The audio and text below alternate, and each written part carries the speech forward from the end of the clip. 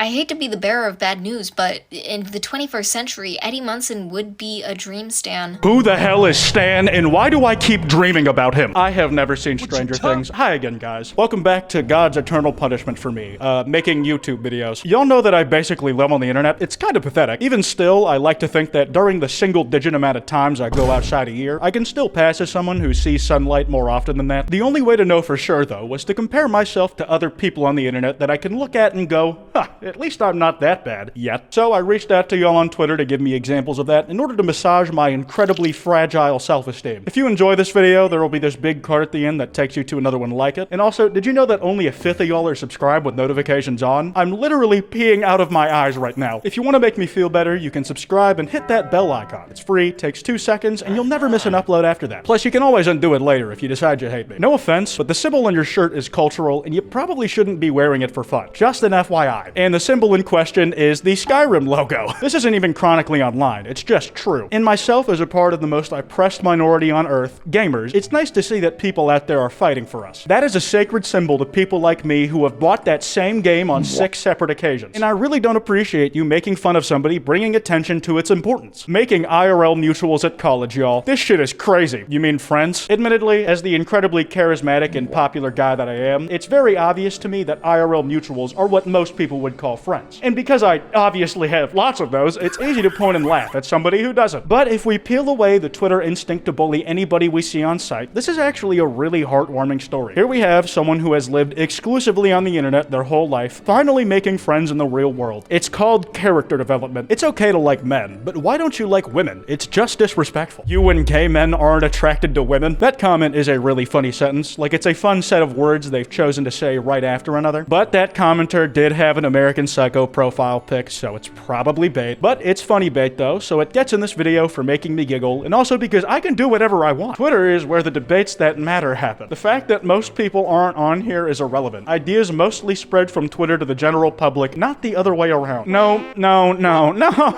Listen, ideas start on Twitter, Reddit, or TikTok, and then they get passed around those 3 places without making it out anywhere else. We are a closed system of entropy and sludge from which no one can escape. Can we please talk about the way Quackity shows his reactions through expressions? When he's impressed or happy, you can see it in his face. Sad face. Wait, what? Sad face? Are you like disappointed that he can feel positive emotions? That is crazy, man. I've seen some folks say this image is ironic or just somebody pointing out the obvious. They're like, duh, everybody shows emotions with their face. And it's just not true, is it, bud? Fucking look at me. You do not speak for me. Me talking about how consensual cannibalism is more ethical than eating animal meat. Okay, look, no matter how you feel about veganism, whether you are in support of it or not, I know you are lying, because if anybody goes up to another person and starts talking about consensual cannibalism, who the fuck is sticking around to have a conversation about it? The only thing my brain is thinking is about to go down is you're gonna proposition me to let you eat my arms. Got my e-girl tatted on me and she deactivated her account, even if she stuck around. What on earth did this dude think he would gain by getting her name tattooed on his wrist? That is some shit people tell you not to do with girls you're dating in real life. Forget about an internet bitch. Can someone DM me who cishet is and what they did wrong /Chen? Trust me, the list isn't gonna fit in a Twitter DM. If you want a comprehensive list of everything that fella has done, you are gonna need to go through the majority of all Wikipedia pages to get even a surface level understanding. Now, quick context for this next one. Some of these chronically online takes featured today come in the form of second-hand accounts instead of screenshots. Unfortunately, we weren't always able to catch people in the act of saying some dumb shit, but other Twitter users had to suffer through hearing it. I salute and stand with you, my siblings in arms. One time someone said if you don't speak the language, you can't say words from that language. Like, you don't speak Italian, so you can't say spaghetti or some shit because you're not pronouncing it correctly. Man, that person is gonna have a hell of an awakening when they find out how languages,